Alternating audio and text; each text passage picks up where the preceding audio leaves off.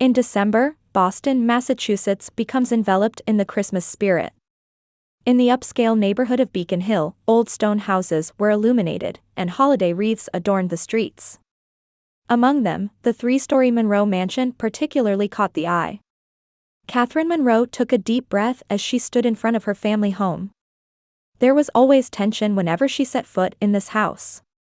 As she got out of her car, the freezing winter air stung her cheeks. Kate clutched the small paper bag she was holding. "It's okay, this is a special day," Kate encouraged herself. When the front door opened, her mother Vivian Monroe's perfume greeted her. Vivian was always perfectly dressed, maintaining a refined demeanor befitting a former high school English teacher. "Kate, you've finally arrived." "Everyone's waiting," Vivian's voice carried a hint of reproach. That was her usual tone when speaking to Kate. "Hello, Mom," Kate smiled and kissed her mother. "Sorry I'm late." There was an urgent proofreading at the publishing house. "It's always the same, work, work, work," Vivian sighed. "I wish you could make more time for family." Stepping into the living room, Kate found that the entire family had already gathered. In front of the large Christmas tree, her sister Rebecca was taking selfies with her husband, Daniel Pierce. Becky had gained popularity as an Instagrammer, and her glamorous lifestyle was a source of pride for Mother Vivian. "Kate." Becky waved cheerfully. However, her gaze quickly returned to her smartphone screen. "Everyone, family Christmas Eve photo. #family love." Daniel was successful as a marketing director for an IT company. He gave Kate a slight nod but was busy matching his wife's selfie poses. In one corner of the room, her mother's sister, Eleanor Weston, was quietly reading a book. A former university professor, she was now pursuing a second career as a novelist. Eleanor noticed Kate and gave her a warm smile. The two shared a special bond, a common love for the world of books. "Kate, welcome," Eleanor stood up and embraced Kate. "That novel you recently edited was wonderful. You have a real eye for finding talent in young writers." Kate felt warmed by her aunt's words. She was the only one in the family who understood and appreciated her work. "Thank you, Aunt Eleanor. Finding writing talent is my job, but sometimes I lose sight of my own value," Kate replied softly. "Oh, nonsense," Eleanor gently squeezed Kate's hand. "Your talent is something special." Just then, Margaret Clark appeared from the kitchen. Maggie was Vivian's sister and a successful female entrepreneur. Wearing an apron and holding a wine glass, she entered the living room from the kitchen. "Kate. You're finally here." Maggie greeted her brightly. "I've been waiting for you. Would you like to help me in the kitchen?" Maggie's words sounded like more than just an invitation. They were also an excuse to rescue her from Vivian and Becky's scrutiny. In the kitchen, Maggie's daughter and Eleanor's niece, Olivia, was putting the finishing touches on dinner rolls. Olivia kept busy days as a pediatrician but always made time for family gatherings. "Hey, Kate. So you've finally come to the battlefield," Olivia winked. "I heard this Christmas is special. Do you have good news?" Kate blushed slightly. She had big news to share with her family. A book she had edited had made the New York Times bestseller list, and her name was becoming known in the publishing industry. However, from past experience, she was anxious about how her family would receive the news. "Yes, just a little something," Kate answered vaguely. "But I plan to announce it in front of everyone tonight." Maggie and Olivia exchanged meaningful glances. They knew Kate's hesitant nature well. And they also knew how Vivian and Becky had always looked down on Kate's successes. "Whatever your news is, we'll support you," Maggie said warmly. Returning to the living room, Vivian was holding a wine glass and talking about the Monroe family history. Since her father had passed away 10 years ago, she had been zealous about preserving family traditions as the head of the household. "You probably don't know this, but the Monroe family has contributed to education and the arts for generations," she said proudly. "My father, and his father before him, were people who had a tremendous impact on local culture." As Kate listened to her mother's story, she thought about her own achievements in the publishing world. She had discovered the talents of many new writers and had helped bring their works to the world. However, in Vivian's eyes, that didn't seem to qualify as a real success. "All right, everyone," Vivian suddenly announced. "Let's move to the dining room. Our special Christmas dinner is ready." The dining room was decorated with traditional Monroe family holiday decorations. A bright red poinsettia centerpiece sat on the table, and candle flames flickered in silver candlesticks.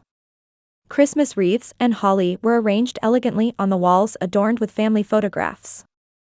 Vivian took the head seat at the table and raised her wine glass. "Now, everyone.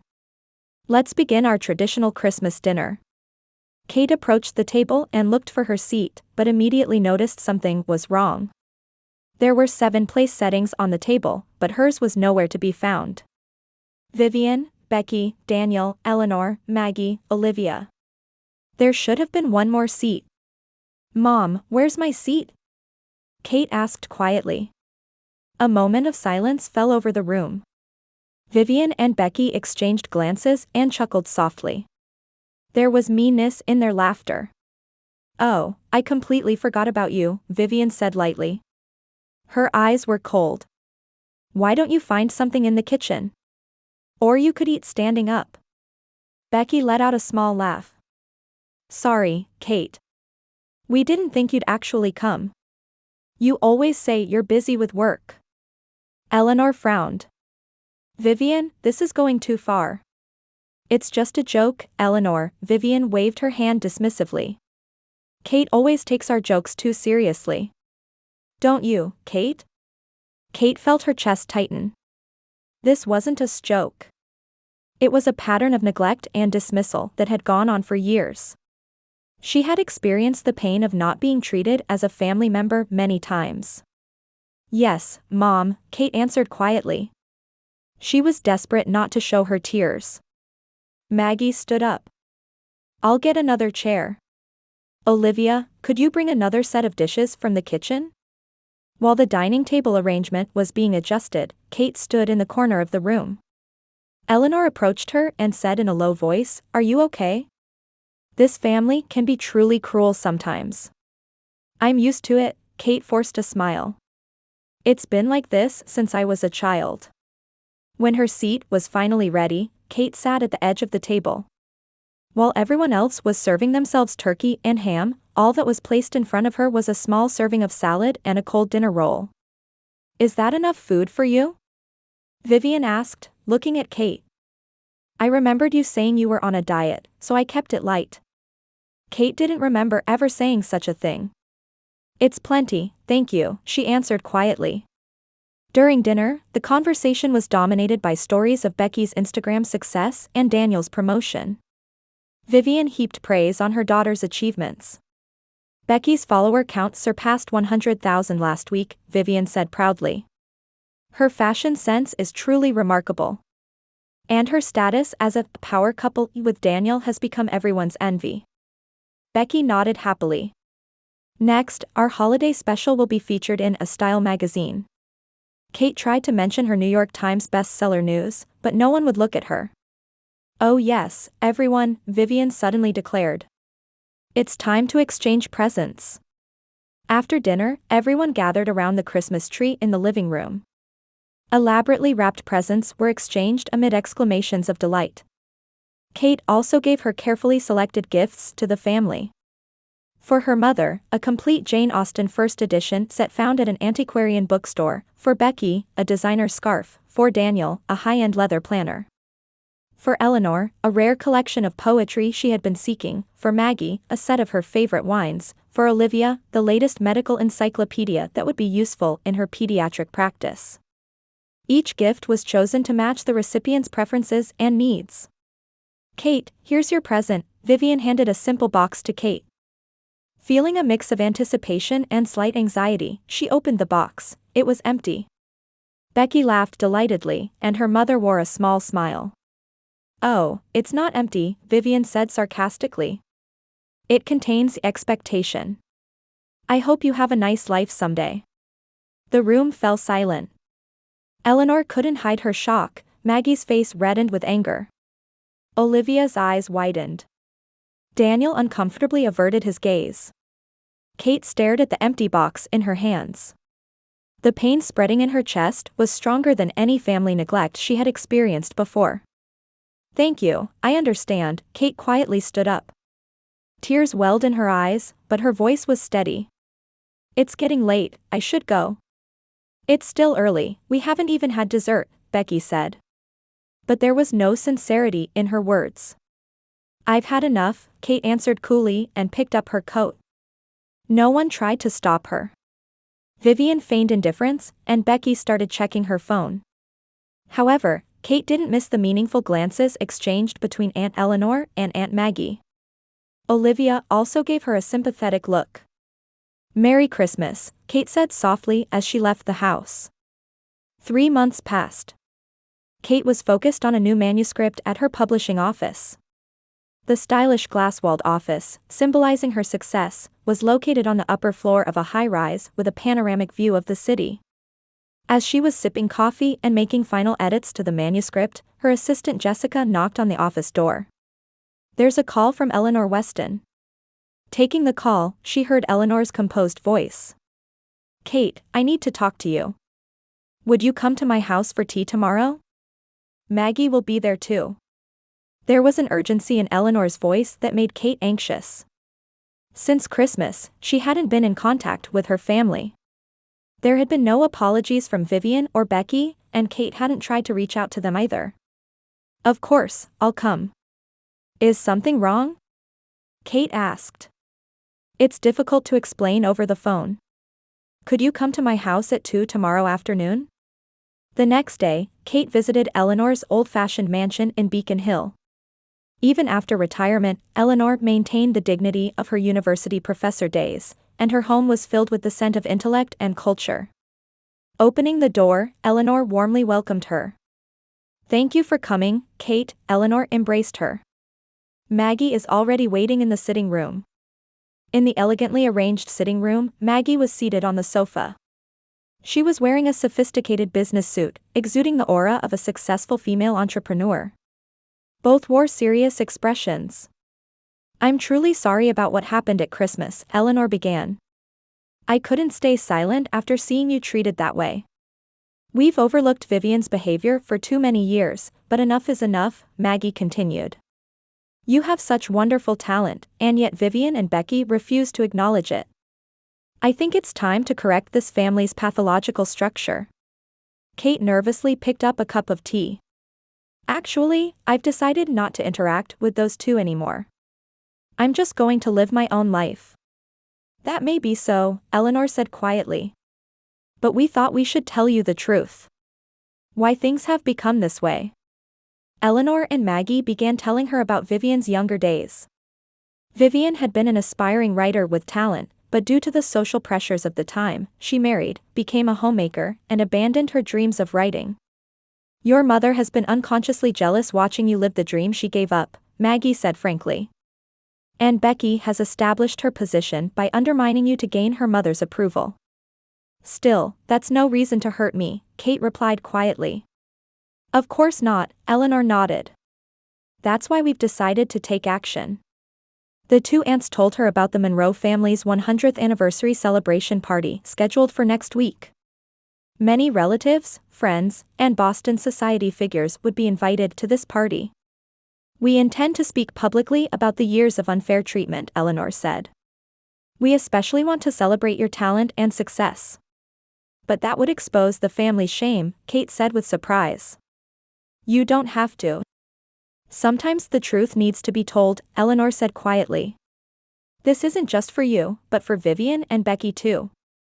To make them realize how their actions hurt others." Maggie took Kate's hand. "We know about your New York Times bestseller. We're truly proud of you.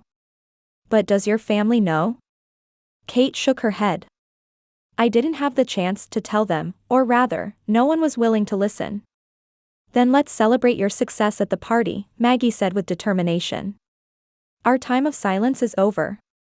On the day of the party, Kate arrived at the venue with mixed feelings of anxiety and anticipation. She wore a simple yet sophisticated black dress and had a confident expression. More than 50 people had gathered at the venue, including Monroe family relatives and friends. Vivian and Becky were at the center of attention as usual. They barely glanced at Kate when she entered. However, Eleanor, Maggie, and Olivia welcomed her warmly. After Vivian gave a toast, Eleanor stood up and took the microphone. Her presence enveloped the entire room. "Ladies and gentlemen of the Monroe family, and all our guests," Eleanor began, her voice filled with authority. "Today is a special day to celebrate our family's meaningful 100th anniversary. However, I would like to share some thoughts about the concept of family." The venue fell silent. Vivian looked at Eleanor with an anxious expression. "The true treasure of the Monroe family is the love that supports one another," Eleanor continued. "But there have been times when we've forgotten those values. Especially toward the talented Kate, whom this family should be proud of." Next, Maggie stood up and detailed the events of Christmas. The empty box, the missing dinner seat, the long-standing coldness toward Kate. Shocked voices rose from the audience. "Today, we want to speak the truth and celebrate a new beginning," Maggie said powerfully. "Kate, we are proud of your success. You may not know this, everyone, but a novel Kate edited made the New York Times bestseller list last month." Surprised and appreciative voices rose from the venue. Many relatives approached Kate, beginning to ask questions about her work. Voices celebrating her talent spread throughout the room. Vivian and Becky stood in the corner of the room, faces flushed. Confusion and shame were visible in their eyes. Vivian, in particular, seemed stunned to learn of her daughter's success. Near the end of the party, Kate was standing alone on the terrace. The cold spring breeze caressed her cheeks, and the distant city lights sparkled beautifully. "Kate." Turning around, she saw Vivian standing there. A vulnerability she rarely showed was visible on her face. "Can we talk about tonight?" Vivian asked in a small voice. Kate looked at her mother. Something might have changed with tonight's events. However, years of wounds wouldn't heal in a single night. "I'm not ready to talk yet, Mom," Kate answered quietly. "I need time." Vivian nodded slowly. "I understand. But your success. I'm sorry I didn't know. I'm proud of you." Her words were small, but they seeped into Kate's heart. This was just the beginning, but it was a small step. As she left the party, Kate gave grateful hugs to Eleanor and Maggie. "Without you two, tonight would never have happened." "Family isn't just about blood ties," Eleanor smiled. "Sometimes it's about having the courage to speak the truth." As Kate got into her car, she thought about the empty box she had received on Christmas night. Tonight, that box took on a new meaning. It wasn't her life that was empty, but the hearts of the family members who couldn't understand her. A week after the party, Kate was immersed in editing work in her apartment. Her spacious living room was surrounded by piles of books and manuscripts. With her promotion at the publishing house and increased responsibilities, Kate often dedicated her weekends to work. The intercom at her entrance rang, and she paused her work. Looking at the screen, she saw an unexpected visitor, Vivian. Since the night of the party, they had only exchanged brief conversations by phone. Kate took a deep breath and headed to the door. Opening it, she found Vivian looking somewhat weaker than her usual elegant self. "May I come in?" Vivian asked in a small voice, her usual vigor gone. Kate hesitated for a moment but invited her mother in. Vivian looked around the apartment, taking note of the literary awards on the wall and the collection of books Kate had edited on the shelves. "It's a lovely apartment," Vivian said quietly. "I should have known more about your world." Vivian sat uncomfortably on the sofa and, after a long silence, began to speak. "I've been thinking about what Eleanor and Maggie said. I want to apologize to you." Kate returned to the table with 2 mugs of coffee. She waited for her mother's words. "I've been a terrible mother," Vivian's voice trembled. "Especially to you." Vivian began to talk about her youthful dreams and frustrations. When she was young, she had dreamed of becoming a writer, but had given up her dream due to her father's opposition and became a teacher instead. She chose the path of marriage, having children, and living a perfect life that met society's expectations. The reason I was cold to you was, every time I saw you living my unfulfilled dream, I was jealous. It's shameful, but it's the truth. Vivian lowered her eyes. You accomplished what I couldn't. And I couldn't admit that. Kate was wrapped in complex emotions. She had gained the recognition and apology from her mother that she had sought for years, but she also saw her mother's weakness and humanity. Some of the anger and sadness within her was beginning to transform into understanding. Mom, I didn't even know you had dreams, Kate said quietly. You always prioritized Becky and neglected me, so I thought you simply didn't like me. That's not true, tears welled in Vivian's eyes. Becky was safe for me. She lives according to my expectations. But you were different. You were strong, independent, and forged your own path. That frightened me. A long silence flowed between them. Eventually, Kate spoke. I'm not perfect either. But from now on, couldn't we try to understand each other? Vivian nodded with a hopeful expression. Do you really think so? Will you give me another chance? One step at a time, Kate smiled. 2 weeks after that conversation, Becky appeared at Kate's office without warning. Unlike her usual flashy fashion style, she was dressed in a simple blouse and jeans. Sorry to disturb you while you're busy, Becky said, unusually hesitant. Could we talk for a bit?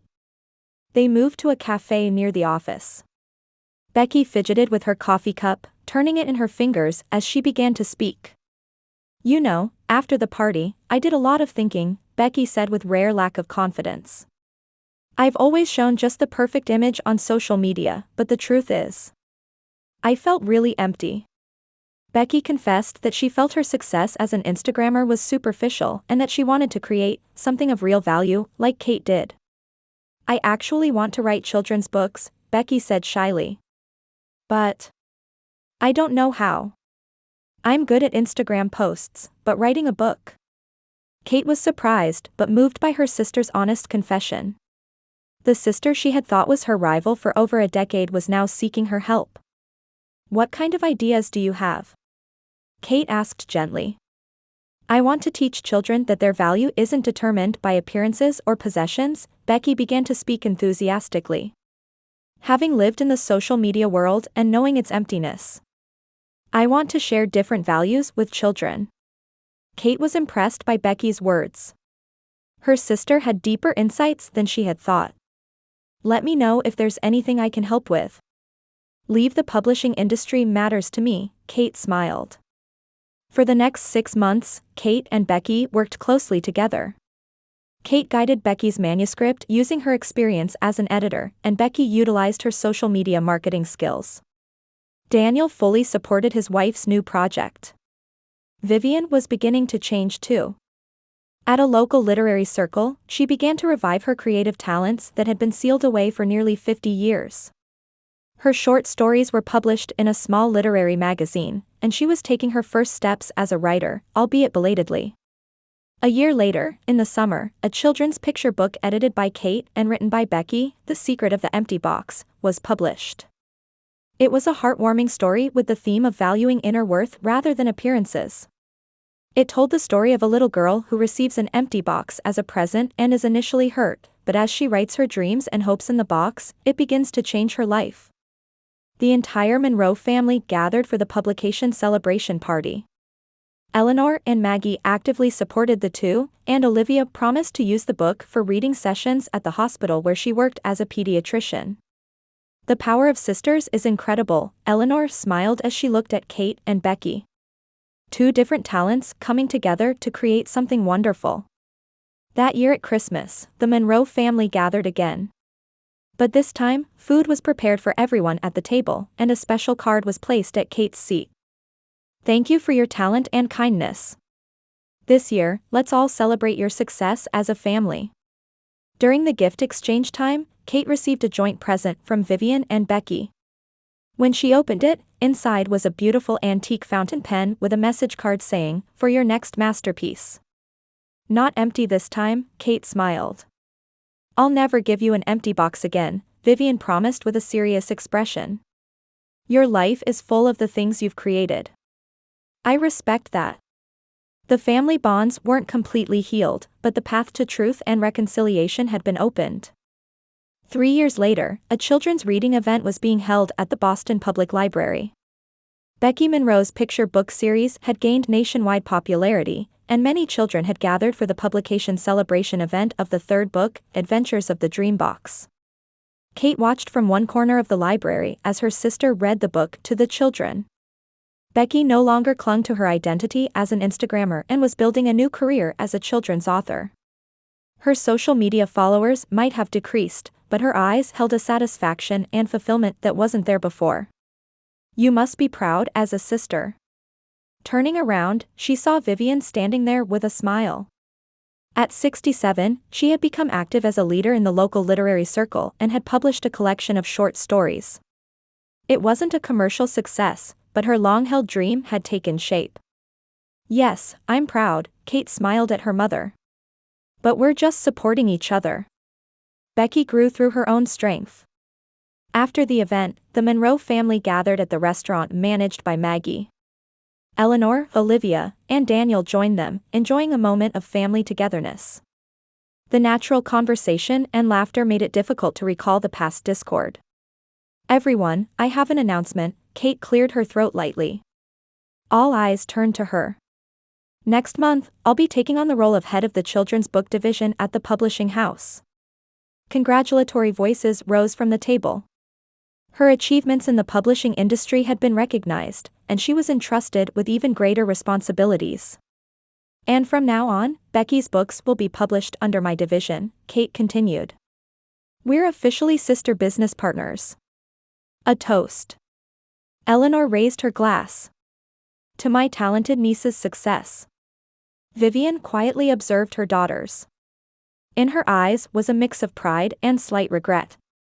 If only I had recognized your talents earlier, she said softly. We can't change the past, Kate said gently. But the future is different. We can do many more things together. Late that night, Kate returned to her apartment and took out a special box from her study shelf. It was the empty box she had received at Christmas 3 years ago. She had not thrown it away but had kept it carefully. Opening the box, inside were notes she had written, words that had resonated with her, and a list of goals she had achieved. The box that had once been a symbol of humiliation had now become evidence of her growth and change. Kate took out a piece of paper and added a new note, true reconciliation with family achieved. The next morning, a young aspiring editor visited her office at the publishing house. Ms. Monroe, I'm your fan. I hope to be as successful as you someday. Kate smiled. The definition of success is different for everyone. In my case, the greatest success might be that I can use my talents and have restored true family bonds. She looked at the family photo displayed on her desk. In the photo, the mother and sister who had once given her an empty box had now become her greatest supporters.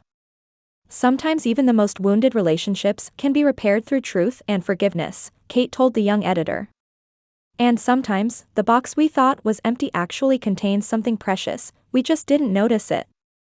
The journey that began with an empty box ultimately transformed her into a stronger, more compassionate person. And now, that box was filled with the most valuable lessons of her life.